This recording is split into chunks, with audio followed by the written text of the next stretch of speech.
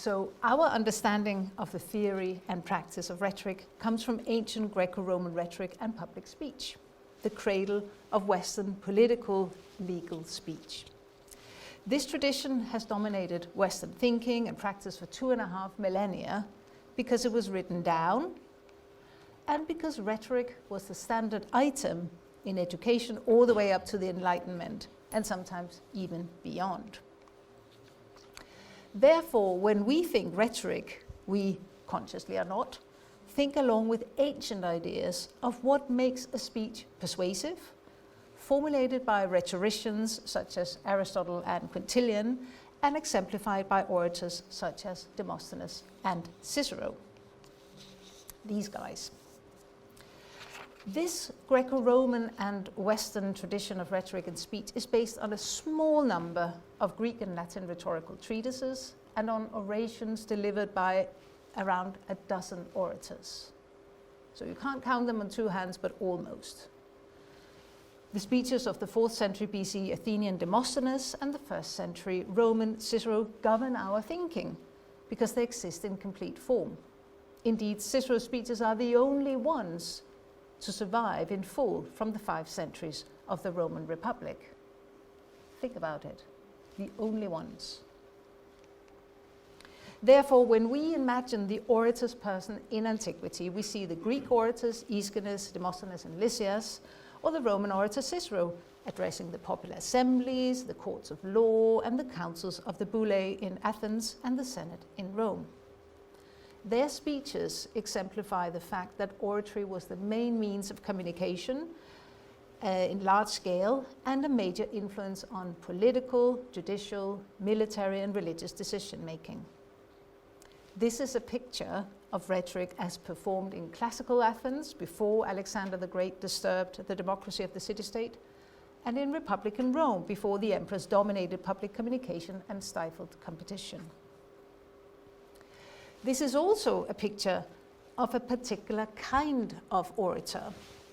In the words of Cicero, spoken by the interlocutor Crassus in the dialogue on the ideal orator, this orator is the man whom we are looking for and whom we want to be an author of public policy, a guide in governing the community, and a leader who employs his eloquence in formulating his thoughts in the Senate, before the people, and in public court cases.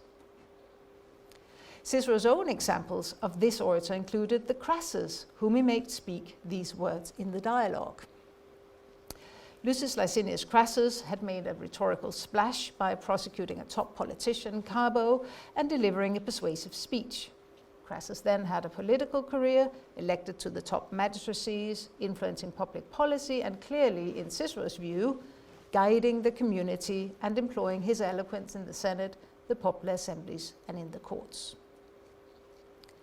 Other examples of this orator, as set out in Cicero's works, were Publius Cornelius Scipio Africanus Aemilianus, the victor in the Third Punic War, and his close friend, Gaius Laelius, Marcus Antonius, and many, many others, including by implication Cicero himself. Cato the Elder was amongst them too. In fact, his most famous action is his oratorical denunciation in the Senate of the Carthaginians and his exhortation that Carthage be destroyed. Although no ancient source has the exact quote for which he is often cited, but rather variations on the theme, the phrase attributed to him has become a popular meme, now available on t-shirts by a large online retailer. The power of rhetoric emblematized in modern popular culture, perhaps. In fact, in order to make it in Roman politics, that is, being elected to public office, of increasing seniority and wielding political influence with peers and the populace, necessitated public speaking. In a time when oratory was the main means of large-scale communication, a public profile could be generated through successful appearances as advocate in the courts, and political influence over peers and populace could only be done through speeches in the Senate and the popular assemblies. In one of my books, which Catherine kindly mentioned, I demonstrated that brilliant oratory was not absolutely necessary for a political career, but the ability to speak in public was. The Greeks and Romans, as we, were aware that rhetoric could be used for the wrong ends. Plato's and Aristotle's answer to this problem was that only those trained in philosophy counted as orators, whereas the rest were sophists, who would speak for any position, whether or not it was morally good. In their view, philosophical training insulated against ethically unsound positions. The Romans formulated this view by explaining the orator as a vir bonus dicendi peritus, a good man skilled in speaking. Cicero's dialogues and speeches oozes this perspective, and Quintilian's 12-volume work on the education of the orator seemingly quotes Cato the Elder on this phrase. So the vir bonus dicendi peritus is the ideal, that is, the male orator, trained in moral philosophy and rhetoric, and thus from the elite, engaged in community through speech. Cicero, right at the start of his first treatise, De Inventione, further describes the orator as the man who equips himself with the weapons of eloquence, not to be able to attack the welfare of his country, but to defend it. He, I think, will be a citizen most helpful and most devoted both to his own interests and those of his community. So the vir bonus dicendi peritus is male, trained in philosophy and rhetoric, thus elite, and importantly a citizen with full citizen rights and duties to engage in community through speech for the best interests of himself and his community. Although not all his contemporaries would agree, Cicero projects himself as, throughout his speeches and treatises, as the embodiment of this ideal of the orator, the vir bonus dicendi peritus. Scholars, myself included, have spent years, decades, some even entire careers studying these orators, especially Demosthenes and Cicero, and they have engaged in discussions of the role of oratory in the political systems and cultures of the Athenian city-state of the 5th and 4th centuries BCE and of the late 2nd and 1st centuries BCE Republican Rome.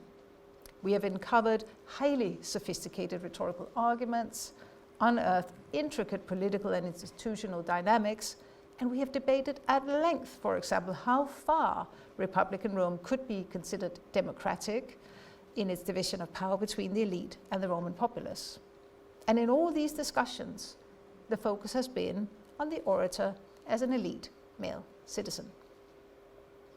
But you could hear there was a but coming. This is not the whole picture, not of ancient Greece and Rome, and not of ancient rhetoric. We need a broader view of rhetoric to fully grasp its power and pervasiveness. Looking outside of Greece and Rome, we find persuasive argumentation and public speech in Mesopotamia, in ancient Egypt, ancient China, ancient Southeast Asia, in the Semitic cultures east of the Mediterranean basin, including the Hebrew Bible and the New Testament, in church sermons and the works of the church fathers. The Christian tradition helped to carry through the Greco-Roman rhetorical tradition I mentioned at the start, but the other cultures' engagement with persuasive argumentation and public speech demonstrates the prevalence of rhetoric beyond ancient Greece and Rome and their successors. The Egyptian tale of the eloquent peasant, composed 1,850 years BCE, during what is called the Middle Kingdom period, offers a fictional narrative about a peasant who complains to a high official in 9 orations about a greedy landowner's injustices against him. Here's his first speech on the slide. I won't read it out, but I will give you a few comments. Already in this first speech, the peasant revels in metaphorical imagery, alliterative patterns, appeal to character, ethos, higher values such as truth, and to pathos through the juxtaposition between the great of the great and himself who is weighed down and at a loss. But this speech is just the start, because the high official spots the peasant's oratorical skill, tells the king about it, and the king performs all manner of manipulative tricks to make the peasant continue his series of speeches for educational and aesthetic purposes in the royal court. What is interesting for us is that the various internal inconsistencies apart, the tale of the eloquent peasant demonstrates an awareness of, a skill in, and an appreciation of persuasive speech in Middle Kingdom Egypt. In 5th to the 3rd century BC China, itinerant persuaders, yuzhu in Mandarin, traveled to the leaders of the various states in the Warring States period and offered advice on a range of topics, including on what we would call rhetorical strategies. In what is considered the first Chinese classical rhetorical text, Gu Guzi's Master of the Ghost Valley, strategies are set out for understanding the motives of the audience and working out how best to persuade them. He advised his students that in counseling state leaders, they must investigate their intent, learn about their likes and dislikes, and then speak about what is most important to them. Deliver captivating eloquence to appeal to them and capture them. You must know their intelligence and capability, measure their wealth and power, and understand their influence and authority. Moreover, for Confucius, a person of virtue is sure to speak eloquently, but a person who speaks eloquently is not necessarily virtuous. So this sounds very close to the Greco-Roman concern about moral intent in the orator, but these ideas developed independently of each other. The letters of the 1st century CE Apostle Paul display such an array of rhetorical figures and features that scholars have wondered whether he was trained in Greek rhetoric. There's no actual proof of this. But there is no doubt that Paul's letters are highly sophisticated in their appeal to character, ethos, their use of seemingly logical argument, logos, and emotional appeal, pathos, as well as structured argument and use of rhetorical devices such as metaphor, alliteration, and hyperbole. To take just one example of his self-characterization as a means to legitimize his position as an apostle of Jesus, see here his most extensive opening, the opening of his letter to the Romans. I won't read it, but you have it here, and otherwise I'm sure you have access to a Bible if you want to go and check later. Through his and this extensive self-presentation, Paul made clear to the Romans that he has all the credentials to be spreading the gospel of Jesus. He's a servant of Jesus, he's called to be an apostle, set apart, and recipient of Jesus' grace and apostleship to bring about the obedience of faith among all the nations, including the Romans. The message is, trust me, I am the apostle. This strong appeal to ethos is supported by further declarations of Paul's insider knowledge later in the letter, which I haven't quoted here. Evidently, Paul was highly skilled in persuasive techniques, which we might call rhetorical. Indeed, the proliferation of persuasive argumentation in the Bible, both the Hebrew Bible predating Greco-Roman rhetorical handbooks and the New Testament, emphasizes the need to look outside of the Greco-Roman tradition. I've just shown you a few examples of persuasive speech outside of the tradition of ancient Greece and Rome, but there are many more, which demonstrates the pervasiveness of rhetorical argumentation in ancient cultures on a global scale. But these examples are not diverse on all parameters, such as gender. All of these examples I've cited were men. Nevertheless, some were non-elites, remember the Egyptian peasant, and some challenged their citizen status. Paul from Tarsus was a Roman citizen, tried in Rome, but presented himself as a servant of Jesus, not of the Roman emperor. Not all ancient orators were elite citizen men or wanted to present themselves as such. In fact, if we return to ancient Greece and Rome, the picture of the vir bonus dicendi peritus is challenged by the evidence of non-elite, non-citizen, and non-male orators addressing public audiences and effecting change through speech.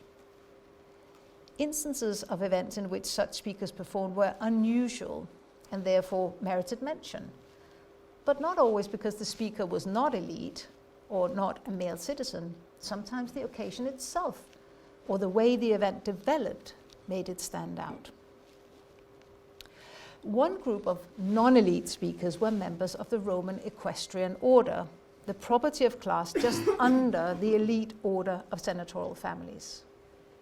These equestrians were relatively wealthy and had strong social and economic links with the senatorial order, but in regard to opportunities for public speaking, equestrians were defined as non-senators, and they could not speak in the Senate or in the popular assemblies unless they'd been specifically invited.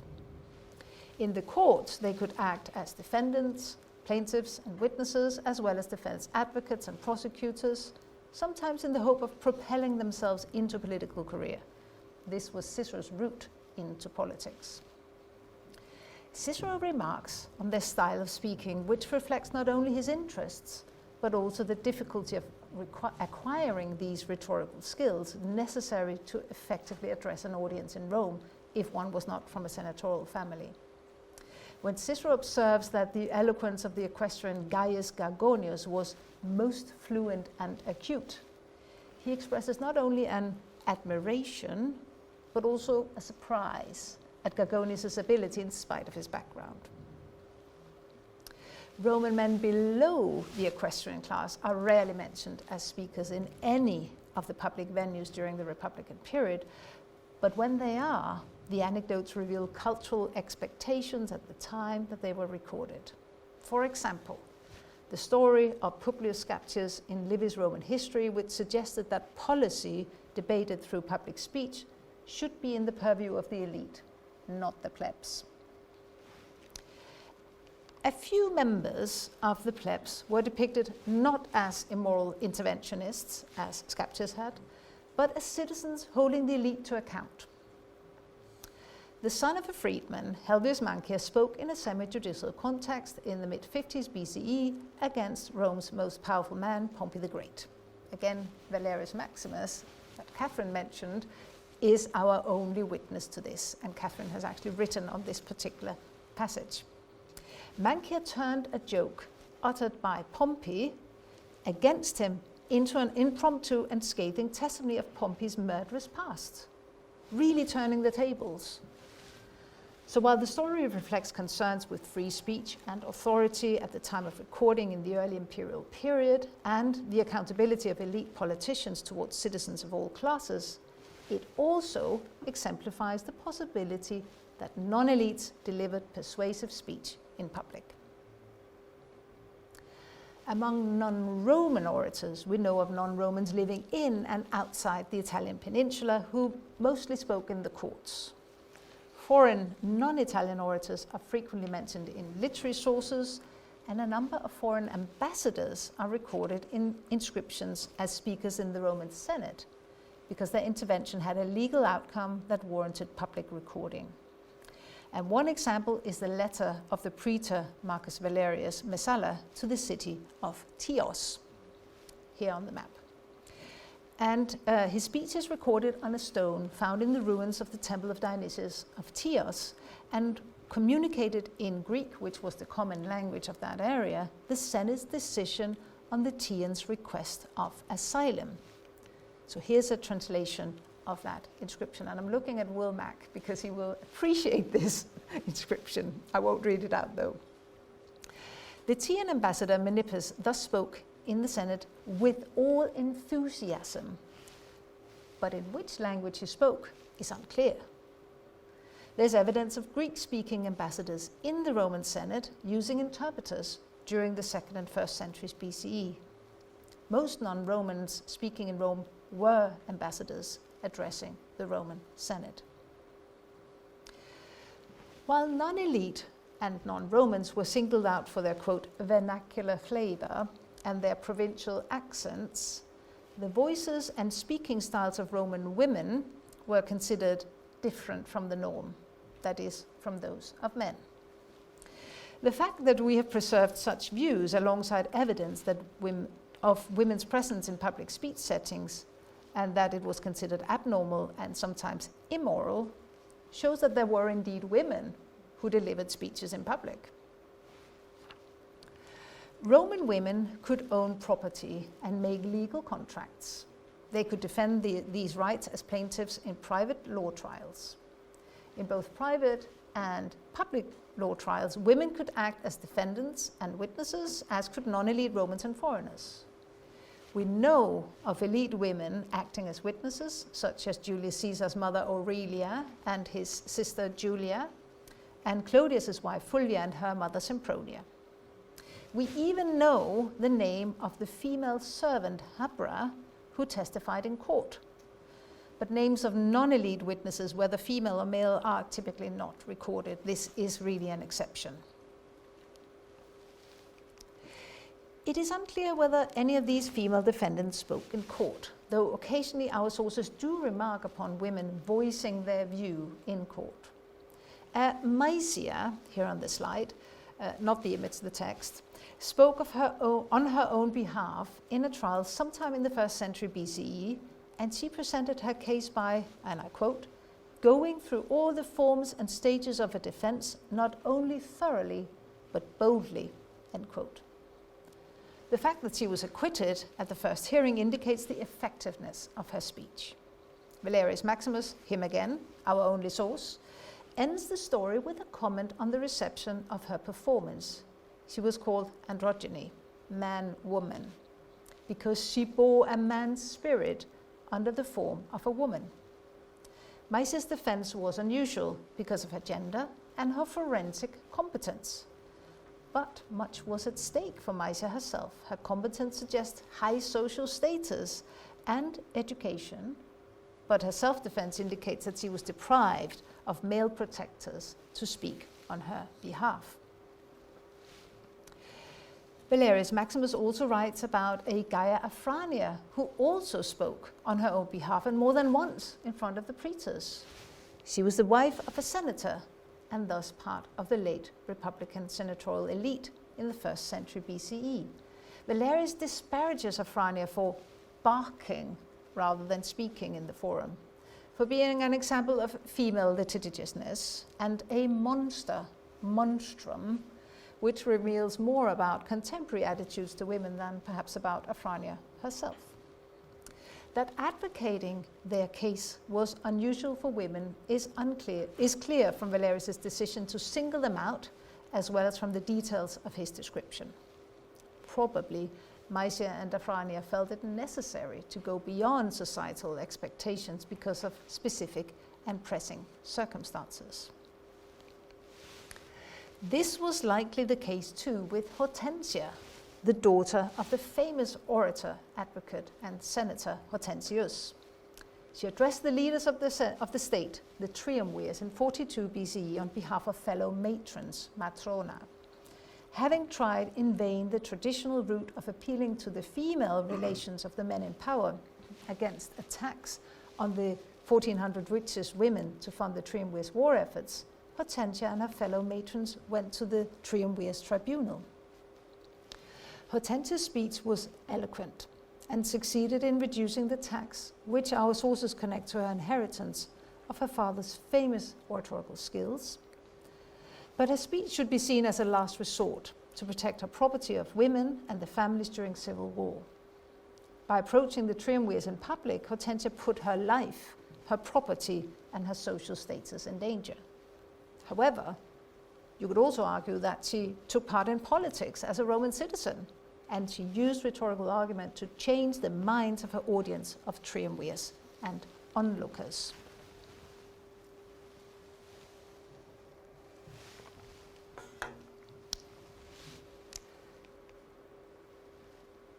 I was thinking of cutting this out, but I'll keep it for Hannah's sake. A similar and contemporary case of a woman addressing the triumvirs publicly in order to protect family property is that of the woman usually called Turia. In her husband's funeral speech honoring her, recorded in an inscription, we are given a glimpse of her speech. Text up on the screen. Persistent and persuasive, with her reminders of Octavian's pardon of her husband, Turia managed to force Octavian's triumviral colleague Lepidus to put the pardon into effect. Like Hortensia, she risked her life and social status, as well as her husband's, in standing up for his rights. These instances of female speakers indicate a wider trend of new speakers within the evolving institutional framework of this period, and further evidence of the women of elite status around the triumvirs and other powerful men of the 40s and 30s BCE attests to the involvement of women in public matters. So I've mainly talked about the Republican period. What about the Imperial period? Well, in the period under the emperors, our evidence for Roman women and non-elite Roman men speaking in public changes. For example, we have better sources for women engaging in judicial cases. 20 to 25% of imperial responses preserved in the Compendia of Law respond to requests for legal advice submitted by women. 20 to 25%. These requests may not all have led to trials, and even when they did, most female litigants did not speak in court. However, there is even evidence that a few did. Some even spoke in the Roman Senate, which had acquired the status as a court under the emperors. The unnamed mother of Sextus Papinius, who was accused of instigating her son's suicide in 37 CE, is described by the historian Tacitus as addressing the senators. Again, I won't read the text, but you've got it there. Irrespective of Tacitus's condescending tone and reiteration of the ancient trope of women as the weaker sex, there is no sense that the mother's speech in itself was unusual. Other instances suggest that not only was the female voice now heard in the Senate, but it was heard more frequently than in the Republican period. What this introduction of female speakers into the Senate meant for women's influence in politics and society, for the female voice as a carrier of public communication, and for the development of oratory and rhetoric at Rome, needs more research. Nevertheless, while female speech was marginalized in the Roman public sphere and women continued to speak mainly when pressed by circumstances, there indeed existed situations in which women could speak out and be heard. All these orators, the equestrians and the non-elite, the foreign ambassadors and the women speaking up and speaking out in public, both complement and complicate the picture of the vir bonus dicendi peritus. Clearly, there were more facets to the picture of the Roman speaker than that ideal can support. I've argued that our modern ideas of public speech and rhetoric derives from a tradition originating in ancient Greece and Rome, and that the Greco-Roman orator is traditionally thought of as an elite male citizen engaged in public life and speaking on public matters. Until quite recently, this image of the orator dominated in many Western societies too, certainly until the late 19th century and sometimes well into the 20th century. Politicians, barristers, and other people of authority in society were predominantly elite men. Women were not supposed to speak up in public, as we can see from this letter to the printer of the newspaper St. James's Chronicle of May 1780. Again, I won't read it out, but it is quite extraordinary in its language. As Valerius Maximus had put it already in the 1st century CE, what business has a woman with a public meeting? Today, we have female state leaders, barristers of working class background, and children of immigrants in parliament and other leading positions, all speaking up in public. But what about the state of speech? In the UK, and perhaps especially in England, rhetoric is perceived as an elite skill taught in debating clubs, predominantly in fee-paying school settings, and exercised in elite university debating societies, such as the famous or infamous Oxford Union. The fact that many past members of the Oxford Union have gone on to become members of parliament, prime ministers, politicians of foreign parliaments, has done nothing to diminish the association between elites and rhetoric. This kind of rhetoric, bred in debating clubs and societies, is exciting, but it is also antagonistic through its pro et contra setup, and perhaps does less to persuade than one might think. People come to be entertained, not converted. Whether the oppositional system of the British Parliament or the standard debating society model came first is perhaps a chicken and egg question, but there is no doubt that they go hand in hand, at least not in my mind. This is part of the problem with rhetoric and speech today. The perceived elitism of rhetoric as performed by posh public school boys dressed up as grown men in the House of Commons generate deep suspicion of glib politicians and their calculating spin doctors persuading unsuspecting audiences of their sinister and self-seeking schemes, who are just in it for the game of endless manipulation of the public and for siphoning up the public's hard-earned money to own and friends' bogus ventures.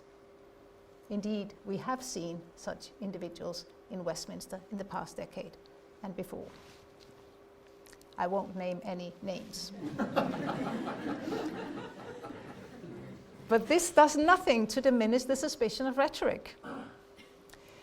In a research project I carried out with my colleague Alan Finlayson, a political and social theorist at University of East Anglia, we surveyed the state of British political speech and found a number of problems. Firstly, that rhetoric is not respected as a necessary skill in Parliament in spite of all the many speeches in the two houses, by which I mean that speechwriters are not always trained in rhetoric, offer the necessary support or access to political discussions to create well-argued speeches for their principles. Secondly, that the rhetorical event is often not respected because politicians' speeches are pre-released before the actual speech, so it can generate attention in the run-up to the speech itself, but not the spark and actual debate in response to the act of delivery. The catalyst for change contained in the performative act of delivery is taken out of the speech. Thirdly, audiences are not respected because politicians often give sound bites rather than sound arguments, statements rather than arguments backed up by proof, announcements rather than explanations. In fact, the basic structure of a persuasive speech, according to Aristotle and Quintilian, is not always followed, and audiences therefore feel underappreciated, alienated, and increasingly angry. And that anger is dangerous, as we can see across the Western world, where clever politicians tap into that anger to promote their own ideas of society. We need a broader picture of the orator and more respect for and use of the classical art of rhetoric to support a democratic debate about what we want from our politicians and what our society should look like. Of course, politicians need not be, as I mentioned before, but they do need to communicate their views and ideas to fellow politicians at home and abroad and to a variety of public audiences. And that communication needs to take the speech itself, the speech occasion and the audience seriously. Because there are moments when speech is part of the political action, directing events, moving minds, and effecting change. Because audiences need good arguments, setting forth reasons for a policy, its implementation, and its effects. How can people decide on who should rule and what policies to implement without hearing about them first? And how can politicians represent us voters without having our consent? Politicians need to be able to win our consent by means of arguments that address us directly and speak to our knowledge, values, and experiences. If rhetoric is no good, then we, the people, cannot properly share opinions or get to know ourselves in our community. Without rhetorical argument, we will feel told what to do rather than invited to think, and parliaments will not be able to debate. If rhetoric is in crisis, then so too is democracy. Politicians need to respect the rhetorical situation of political speech, but we citizens also need to respect and engage in the rhetorical situation as so-called rhetorical citizens. A concept developed by Danish rhetoric specialist Christian Koch, Lisa Villadsen, and colleagues, rhetorical citizenship denotes the right to speak and be heard, the obligation to listen and to find out and try to understand what competing claims other citizens are making. This sits alongside the right to be given reasons, explanations, and justifications by those in power, and the empowerment of citizens to listen, judge, and reply. Indeed, we all need to become rhetorical citizens in order for our democracy to function well. You might ask, how do we all become rhetorical citizens? Do people really want to speak with others who have opposing views? Can we turn away from echo chamber debates on social media when they are so popular and entertaining? I say we can and we must. One place to start is to teach rhetoric, structured argument and speech making in schools. Training our younger citizens how to prepare and deliver well-argued and persuasive speeches not only teaches them how to structure and perform an argument, but also to consider the views of others and how to get them on board. Advocates for rhetoric and oracy in the school curricula have worked tirelessly for years, decades, including the organizations Voice 21, the English Speaking Union, and the Speaking Citizens and Challenging Oracy and Citizenship Myths research projects at the University of Sussex. The most persistent, well-researched and passionate advocate is Professor Arlene Holmes-Henderson from Durham University, who's received an MBE for services to education exactly by advocating rhetoric teaching in schools and sitting on the UK All-Party Parliamentary Group on Oracy. The APPG report on Speak for Change, finished in 21, concluded that oracy education is wanted in schools, needed to develop pupils' language and cognitive skills, supports pupils' long-term health and employment outcomes, and is necessary for democratic participation and political literacy. Our current UK Labour government has put oracy in their mission statement for breaking down barriers to opportunity. All of this points in the right direction, certainly for our nation's school pupils. Another way to make an impact is to deliver speech training to groups and communities in which people are less engaged in politics, don't feel listened to, and think they lack the skills to speak up. Throughout 2023, my colleague Alan Finlayson and I teamed up with the award-winning theatre company Dash Arts to test the hypothesis that anyone can prepare and deliver a political speech. Funded by the Arts and Humanities Research Council, we travelled all over England with our Speech Dramatising Rhetorical Citizenship project, asking people if they would like to make a powerful, persuasive and passionate political speech. We gave them the tools of classical rhetoric to help them develop good arguments and think about how to persuade others to agree with them. We shared techniques for speaking clearly and feeling confident. And then we saw and heard them perform their own speeches. We worked with teenagers in college, women in prison, and men in support groups. We helped members of the deaf community, young political activists, and pensioners. We ran workshops with refugees, vulnerable people, and adults who left school with no qualification.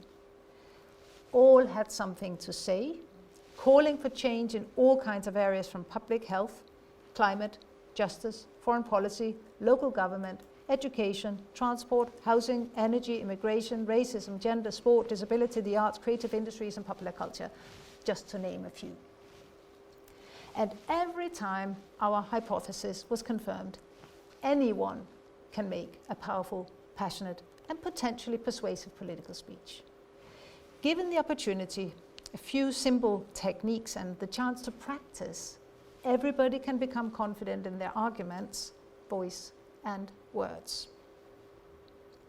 The concluding 3 public events of this project saw some of our workshop participants deliver their speeches to public audiences in Manchester and London with a panel discussion involving academics, professional speechwriters, and dramatists.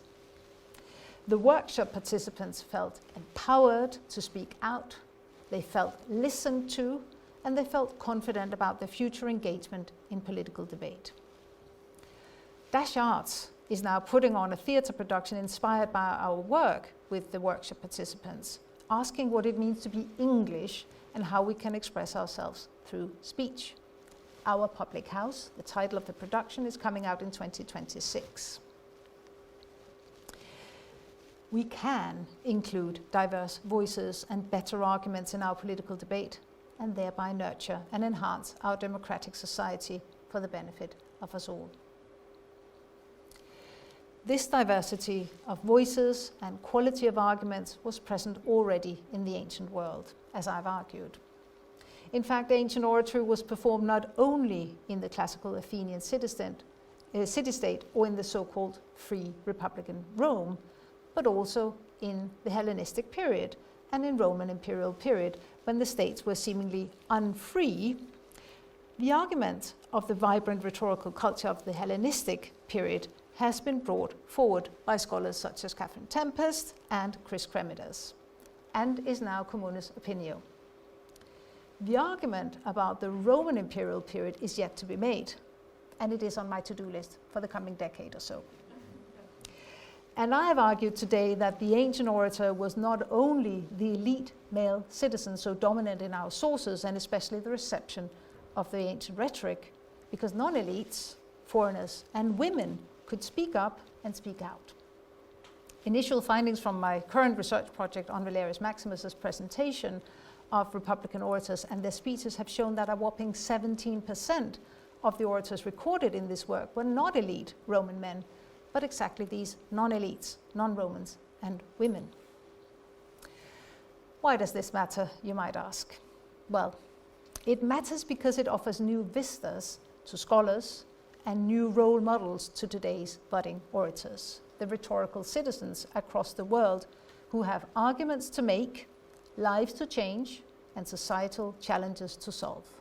From climate change and democracies in crisis to stereotypes about history and culture as luxury add-ons rather than essential aspects of who we are and can be. For all these challenges, we need the ability to follow Quintilian's precept to prove, please, and persuade our audiences to hear, understand, and respect the arguments of others, also when they disagree. In short, we need to be rhetorical citizens, all of us. Rhetoric matters, as it always has. Thank you.